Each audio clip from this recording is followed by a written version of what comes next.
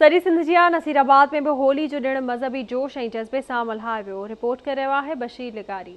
हिंदू बिरादरी के 3 ॾींहनि वारनि मज़हबी त्यौहार होली जूं तक़रीबूं हिंदू पंचायत हाल नसीराबाद में पुॼाणीअ ते पहुतियूं। 3 ॾींहनि वारनि होली जे तक़रीबनि में सिंध के मशहूर भाई मनोहर लाल जी टोली लाॻीतो 48 कलाक गुरु ग्रंथ साहिब जो अखंड पाठ साहब पढ़ियो वियो, जंहिंमें मुल्क की सलामती अमन लाइ ख़ासि दुआऊं घुरियूं वयूं। होली तक़रीब में अक़लियती बिरादरी के माण्हुनि हिक ॿिए खे मुख़्तलिफ़ रंग हणी होली की ईद वॾे जोश ऐं जज़्बे सां मल्हाई वई, जॾहिं त भाई अमृत लाल, अनिल कुमार, राजेश कुमार शब्द कीर्तन ऐं आरती की ख़ासि इबादत कई। होॾां हिंदू पंचायत नसीराबाद पारां 3 ॾींहं भंडारो साहब चालू रहियो। होली तक़रीब में सिंध ऐं बलुस्तान के मुख़्तलिफ़ इलाइक़नि मां मर्द, औरतूं ऐं ॿार वॾे अंग में शरीक थिया। उन मौके ते हिंदू पंचायत के अॻवाननि आवाज़ टीवी सां ॻाल्हाईंदे चयो त होली असां करे मल्हाईंदा आहियूं जो सच जी जीत थी, सजन खां वठी इहा मल्हाईंदा आहियूं। हिते असां नसीराबाद शहर में अखंड पाठ साहब रखाईंदा आहियूं।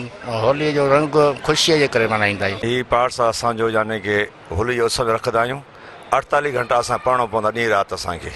होली उत्सव तरह मल्हाईंदा आहियूं असां, यानी कि पहलाज भगत जे मथां यानी कि दैतन हमलो कयो, उन दैतन के भगवान या पहलाज भगत जी रक्षा कई, उनखे बचायो।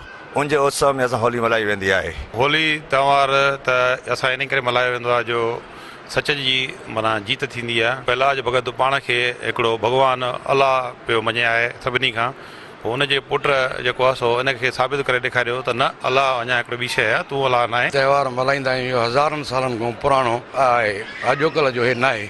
हीअ हक़ सच जी ॻाल्हि आहे। हरनाकश हिकिड़ो बादशाह थी गुज़रियो हो, जिनजो पुटु जेको आहे उहो चवंदो, उहो हुनखे न मञींदो, ख़ुदा पाण खे सॾाईंदो, जेको पाण खे चवंदो मां हिन काइनात पुरीअ जो ख़ुदा आहियां, भॻवान आहियां, ईश्वर आहियां, गाड आहियां, जेको कुझु बि चवंदो।